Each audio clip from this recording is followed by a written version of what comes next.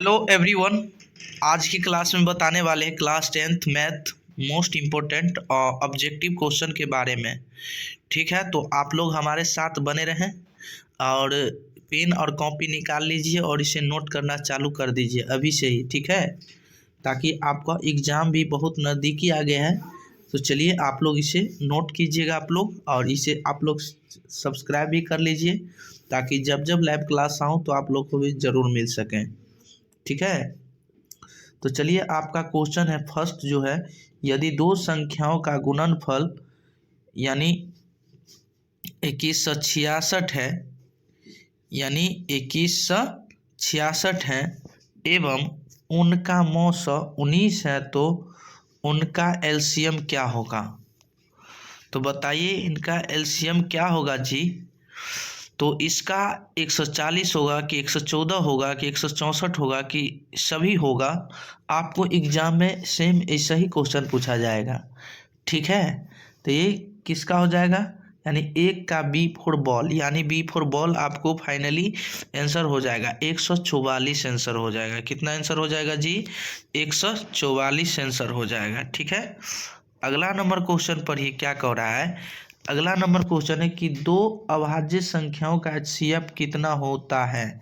तो बताइए दो एचसीएफ यानी है दो अभाज्य संख्याओं का एचसीएफ एक होगा कि दो होगा कि तीन होगा कि चार होगा कि पाँच होगा? तो बताइए इसमें जो आंसर होगा जी, तो दो का आपका फाइनली आंसर हो जाएगा, यानी एक क्या हो जाएगा, दो अभाज्य संख्याओं का एचसीएफ जो होता है मौस वो एक के ही बराबर होता है। किसके बराबर? एक के बराबर। तो दो का ए ऑप्शन क्या हो जाएगा आपका फाइनली आंसर हो जाएगा। ठीक है, आइए नेक्स्ट नंबर क्वेश्चन देखते हैं। अगला नंबर क्वेश्चन क्या कहता है आपका, दो अंकों की कितनी संख्याएं हैं जो 3 से विभाजित हैं? तो बताइए इसमें क्वेश्चन क्या कह रहा है कि दो अंकों की कितनी संख्याएं जो 3 से विभाज्य है। 25 हो रहा है कि 29 हो रहा है कि 31 हो रहा है कि 30 हो रहा है? तो बताइएगा इसमें तो आपका फाइनली आंसर हो जाएगा 30, यानी ना 3 से तब 25 कटवे नहीं करेगा, 3 से 29 कटवे नहीं करेगा, 31 कटवे नहीं करेगा, 3 से तो 30 कट रहा है, 3 दाही 30। ठीक है, या 10 या 30। तो आपको सी ऑप्शन आपका फाइनली आंसर हो जाएगा। 3 का कौन सा ऑप्शन सही हो जाएगा? 3 का सी ऑप्शन। ठीक है, समझ गए ना? 3 का कौन सा ऑप्शन सही हो जाएगा? C option. आइए अगला नंबर क्वेश्चन देखते हैं आपका 4 नंबर क्वेश्चन, यानी इसका जो हो जाएगा बताइए मोस्ट इम्पोर्टेंट क्वेश्चन हो जाएगा। बताइएगा इम्पोर्टेंट क्वेश्चन, इसका आंसर बताइए। 5005 के कितने अभाज्य गुणनखंड है? 505 है कि 101 है कि 55 है कि 4 है? तो इसका फाइनली आंसर हो जाएगा आपको डी फॉर डॉग 0 4, यानी इसका क्या हो जाएगा 4। ठीक है ना?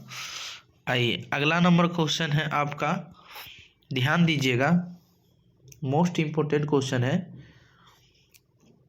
27, 35, 13 और 56 में से कौन सी संख्या अभाज्य संख्या है? आपसे पूछ क्या रहा है क्वेश्चन पर, ये क्या कह रहा है जी? 27, 35, 13 और 56 में से कौन सी संख्या अभाज्य संख्या है? 27 है कि 35 है कि 13 है कि 56 है?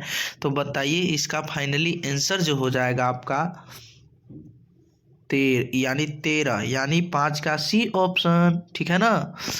आप बताइएगा अभाज्य संख्या यहाँ पे जो है 27 तो कट रहा है ना, 35 भी कट रहा है, 56 भी कट रहा है, लेकिन 13 खुद स्वयं वो खुद अपने ही संख्या से ही कटेंगे, 13 से ही कटेगा। समझ गया ना? 13 ही कहें 13, या एक से भी भाग लग जाएगा 13 में, 13 कहें 13। समझ गए ना? तो इसका अभाज्य संख्या आपसे पूछ लिया जाए तो ऐसा क्वेश्चन आपको एग्जाम में फिक्स ही है कि देता ही है। ठीक है, तो 5 का सी ऑप्शन आपको क्या हो जाएगा फाइनली आंसर। आइए अगला नंबर क्वेश्चन ध्यान दीजिएगा कि दो लगातार संख्याओं का HCF क्या होता है, एक होता है कि दो होता है कि चार होता है कि आठ होता है। तो बताइए 6 का इसका फाइनली आंसर हो जाएगा, यानी A फॉर एप्पल क्या हो जाएगा, 6 का A ऑप्शन क्या हो जाएगा फाइनली आंसर, 6 का A ऑप्शन आपको फाइनली आंसर हो जाएगा। ठीक है, आइए 7 नंबर क्वेश्चन पे ध्यान दीजिएगा। सबसे छोटी अभाज्य संख्या और सबसे छोटी अभाज्य संख्या का HCF कितना होगा, बताइएगा। मोस्ट इम्पोर्टेंट क्वेश्चन है, ध्यान दीजिएगा क्वेश्चन पे। ठीक है, क्वेश्चन ध्यान दीजिएगा। क्वेश्चन क्या कर रहा है कि सबसे छोटी भाज्य संख्या और सबसे छोटी अभाज्य संख्या का HCF क्या होगा, 0 होगा कि 2 होगा कि 4 होगा कि 6 होगा। तो बताइए इसका फाइनली आंसर हो जाएगा 2। क्या होगा, सबसे छोटी अभाज्य संख्या भी पूछ कह दिया जाए ना तो 2 ही होगा, और भाज्य भी कहेगा तो क्या होगा, इसका HCF क्या होगा 2 के बराबर, यानी 7 का B ऑप्शन क्या हो जाएगा फाइनली आंसर हो जाएगा। ठीक है, आइए अगला नंबर क्वेश्चन क्या कहता है आपका, दो क्रमिक सम संख्याओं का HCF क्या होता है। तो 8 होगा कि 4 होगा कि 0 होगा कि 2 होगा। तो बताइए 8 का फाइनली आंसर आपको D फॉर डॉग, यानी दो क्रमिक सम संख्या का HCF यदि पूछे आपसे तो क्या होगा जी, 2 क्या होगा 2 हो जाएगा। ठीक है, समझ गए ना। आइए 9 नंबर क्वेश्चन है आपके लिए, मोस्ट इम्पोर्टेंट क्वेश्चन है। निम्नलिखित में से कौन सी संख्या अपरिमेय संख्या है जी। तो बताइए √23 होगा कि √64 होगा कि √9 होगा कि √1 + 25 होगा। तो अपरिमेय संख्या कह रहा है ना जी, तो अपरिमेय संख्या आपको जो हो जाएगा वो कौन सा होगा पता है, 9 का फाइनली आंसर आपको A। इसका 64 का 8 बाहर निकल जाएगा, इसका 3 हो जाएगा, 1 का 1 होगा, √5 को 5 हो जाएगा। ठीक है, 1 प्लस क्या होगा, यानी इसका 6 हो जाएगा आंसर। और इसका लेकिन अपरिमेय संख्या पूछ रहा है ना, तो √23 इसका कोई वर्गमूल नहीं होता है। ठीक है, आइए तो 10 नंबर क्वेश्चन पे ध्यान दीजिएगा। 10 नंबर क्वेश्चन क्या कर रहा है, 2, 10, 20 के LCM और HCF का अनुपात क्या होगा। 10 नंबर क्वेश्चन है, इसका सारे को यहाँ पे तो स्पेस थोड़ा कम है, इसीलिए 2, 4, 10 20 का LCM निकाल लीजिएगा ऐसे। और LCM तो आप लोग बहुत अच्छे से आपको पता होगा, और HCF तो उसमें भी आप निकाल के उसे आंसर मिला सकते हैं, यानी 1:10 होगा कि 20:1 होगा कि 10:1 होगा कि सभी होगा। तो इसका फाइनली आंसर हो जाएगा आपका C 10:1 क्या हो जाएगा, 10 आपको फाइनली आंसर हो जाएगा। समझ गए कि नहीं। आइए अगला नंबर क्वेश्चन, 11 नंबर क्वेश्चन है आपका, 144 के अभाज्य गुणनखंड में 2 का घातांक क्या होगा। 144 को क्या कीजिएगा, एलसीएम निकाल लीजिएगा, 2 कितना बार आ रहा है वही चीज़ आपको देखना होगा। ठीक है, यानी 6 होगा कि 4 होगा कि 8 होगा कि 5 होगा। तो इसका फाइनली आंसर 11 का आपको B ऑप्शन, यानी 11 का B ऑप्शन क्या हो जाएगा फाइनली आंसर हो जाएगा। 11 का B क्या हो जाएगा फाइनली आंसर। ठीक है, 4 हो जाएगा इसका फाइनली आंसर। अब बताइए 12 का, निम्नलिखित में से कौन सा संख्या परिमेय संख्या है। मोस्ट इम्पोर्टेंट क्वेश्चन है आपका, तो ध्यान दीजिएगा। तो √50 बटा √700, √32, D में हो गया 5 + √5 और C में हो गया √1 बटा 144। ठीक है, तो 1 का स्क्वायर 1 होगा। ठीक है, अब बताइए √144 है ना, तो 12, तो इसका आपका फाइनली आंसर हो जाएगा 12 का C ऑप्शन क्या हो जाएगा, 12 का C ऑप्शन आपका फाइनली आंसर हो जाएगा। समझ गए ना आप लोग, इसे अच्छा तरीका से समझ गए होंगे। ठीक है, आइए तो नेक्स्ट नंबर क्वेश्चन देखते हैं। आपका क्वेश्चन क्या कह रहा है जी कि निम्नलिखित संख्याओं में से अभाज्य संख्या का चयन करें, यानी चिन्हित करें। 15 होगा कि 39 होगा कि 33 होगा कि 29 होगा। तो बताइए अभाज्य संख्या का चयन करें तो कौन सा होगा, बताइए आप लोग। मोस्ट इम्पोर्टेंट क्वेश्चन है जी, बताइएगा तो इसका फाइनली आंसर 29 हो जाएगा। क्या हो जाएगा? 29 हो जाएगा, क्योंकि 15 भी कट रहा है, 39 भी कट रहा है, 33 भी कट रहा है, लेकिन आपको 29 जो है नहीं कट रहा है। तो क्या हो जाएगा? आपको 13 का डी ऑप्शन फाइनली आंसर हो जाएगा। समझ गए कि नहीं समझ गए? बताइए।